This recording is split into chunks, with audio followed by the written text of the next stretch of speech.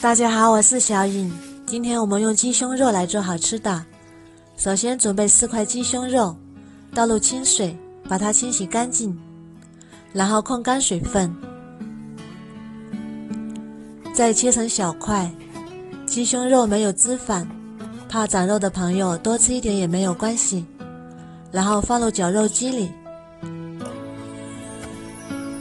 再准备一个葱节，适量的姜丝，用手抓一抓，抓出葱姜汁，再加点清水抓一抓，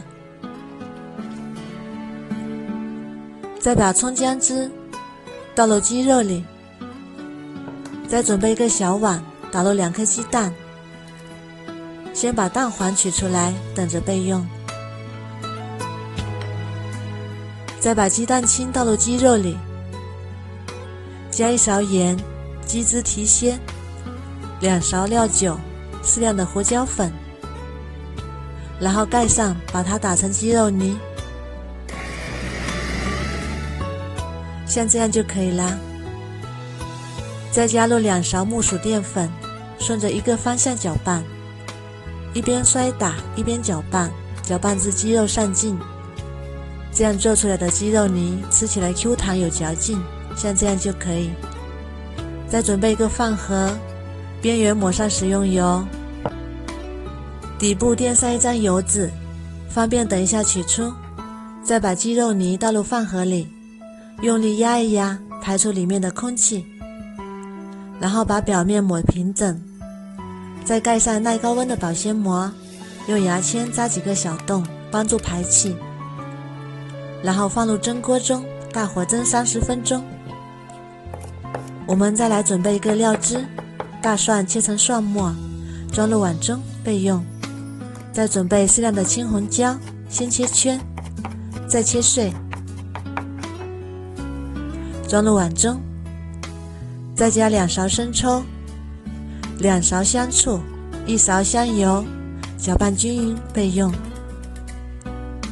我们的鸡肉也已经蒸熟啦，把它取出来，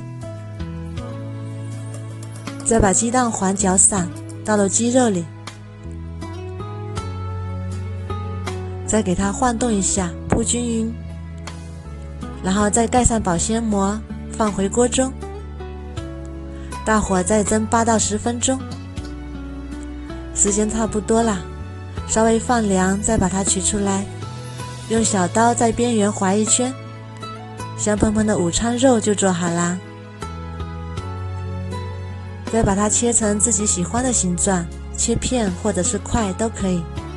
你能感觉到它非常的 Q 弹，自己做的午餐肉没有添加剂，可以放心吃。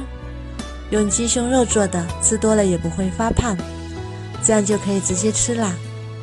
也可以蘸点料汁，味道更好。也可以把料汁淋在鸡肉上，好吃又好看，用来招待客人也非常不错。